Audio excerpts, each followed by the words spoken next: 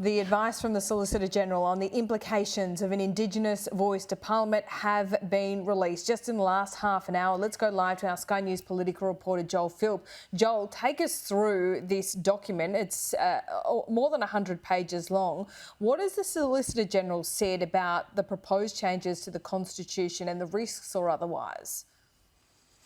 Well, it is a long document. I've got it here with me now, Laura. Let's go through some of the more interesting pages. But what I first want to say is that the Attorney General, Mark Dreyfus, says that this advice from the Solicitor General, Stephen Donoghue, indicates that the constitutional changes are modest reforms. He reflects on his opinion, the Solicitor General's opinion, and I'll read it out to you now about these changes. It says, in my opinion, the proposed S29 is not just compatible with the system of representative and responsible government prescribed by the Constitution, but an enhancement of that system. So he's saying there that these proposed constitutional changes are enhancement of the system that we currently operate under. Now, also interesting there is this idea, the Solicitor General speaks about the idea and the argument that is made that these proposed changes would require the recipient of any representations from the voice to legally, effectively consider them. And he says that that is not fully correct, that they wouldn't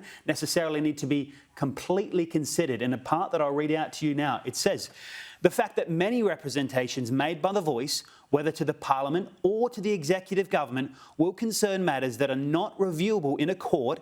That means that the proposed changes cannot sensibly be read as impliedly imposing a legal requirement that all representations by the voice must be considered. He goes on to say that a subset of them must be considered. And of course, beyond that, the big question is what power would Parliament have in this situation to legislate how the voice operates? That's also addressed in a question, a black and white question that the Solicitor General answers here. I'll read it out to you.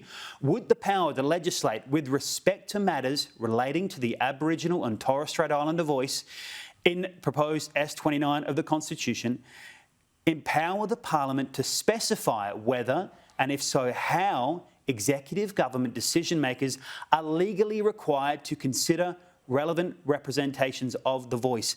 The answer is yes. So he's saying there that to some extent the Parliament has the power to consider how executive government would need to respond to any representations that they are given by the voice. And that's, of course, the big question about whether this could all be bogged down in legal proceedings in the High Court in the years ahead. This opinion from the Solicitor General is what the opposition leader Peter Dutton wanted the government to release, and they have done so now. So it's on a day in which there is some polling that's come out indicating voice for the support is dwindling, but this will be a new weapon the government will be able to use to make the point that they have consulted widely on this situation, including in the legal realm. Yeah, interesting, Joel, because, it's a long document, as you say. You've pulled out the crucial parts of it. There's another question there, compatibility with representative and responsible government. The question asked, will the system essentially, will the voice be compatible with our current system? The Solicitor General says, in my opinion, it is. The proposed amendment is not only compatible with the system of representative and responsible government established under the Constitution, but he goes on to say, quote unquote, it enhances the system. So you'd have to say that this will really bolster the Yes campaign, will it not?